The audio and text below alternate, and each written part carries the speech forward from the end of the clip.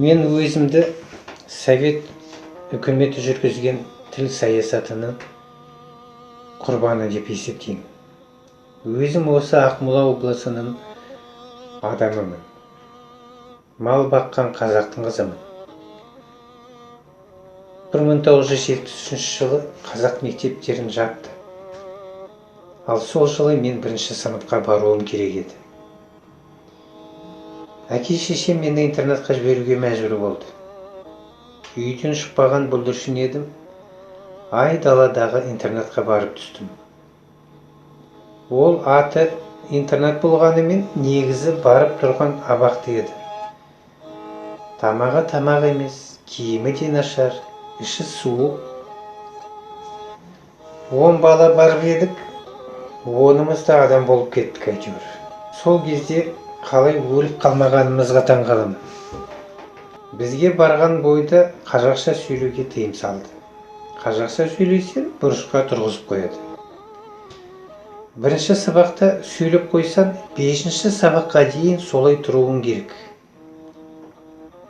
2 айдай мүлде сөйлемей, аузымызды жауып жүрдік. Содан кейін мәжбүрлей бастады. Дәретханаға шығу үшін орысша сұрамасаң жібермейміз. Орысша рұқсат сұрамасаң қайта кіргізбейміз дейді. Мен бала болсам да бұтыма жіберіп қойсам күлкі болатынымды түсініп, можно выйти деген сөзді үйреніп алдым. Солай сыртқа сұранамын, бірақ қайтып келген соң можно сесть дегенді айта алмаймын, өйткені екісі қатарынан келгесін. Ол қазақ айту қиын сөз ғой. Мен ғана емес, бірнеше бала айта алмайды.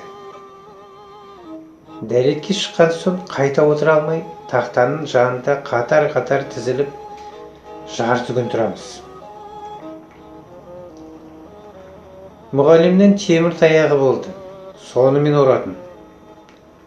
Құлағымыздан қатты бұрағанда қан ағып кететін.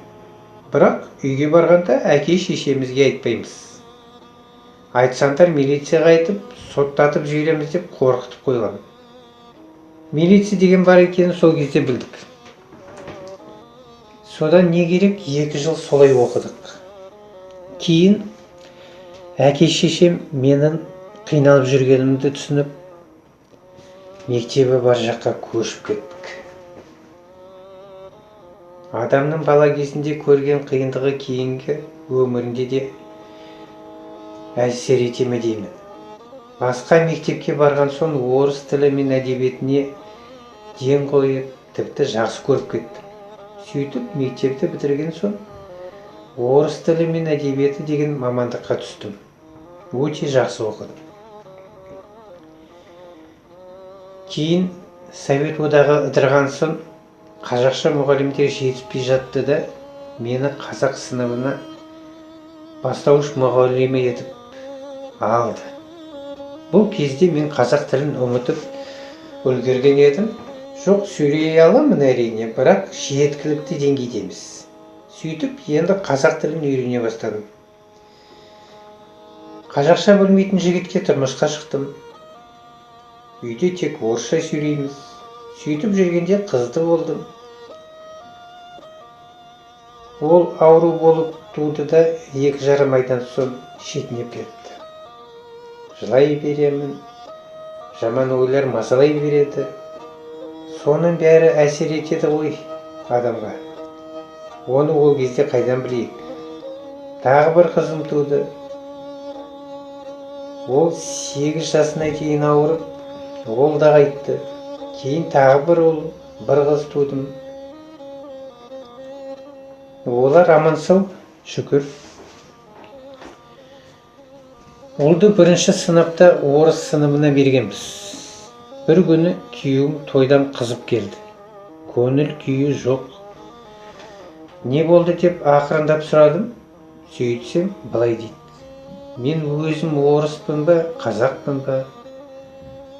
Орыспын дейін десем, түрім ұқсамайды. Сондықтан маған ешкім сенбейді. Қазақпын дейін десем, қазақша сөйлей алмаймын. Мен кіммін өзі? Осылай деп қатты қиналды. Содан кейін ертең балам да 37-ге келгенде мен сияқты қиналмасын деді ме, ертесіне ұлды қазақ сыныбына ауыстырып жіберді. Уақыт өте берді. Отбасымызда тек орысша сөйлеп жүрдік. Бір күні Димаш Құдайберген Қытайға барып ән салды. Сонда Дейді Дәу әнін шырқады. Сол ән маған қатты ұнады. Қозғайсын қатып қалған іштің дертін дейтін жері есімнен кетпей қойды. Одан кейін бір күні сол сахнада тұрып Димаш қазақша сөйлеген кезде ішімде бір жарылыс болғандай болды. Қазақ тілі ешқайда жарамайтын тіл деп ойлаушы едім. Сөйтсем шет елде де сөйлеп жұртты тыңдатуға болады екен.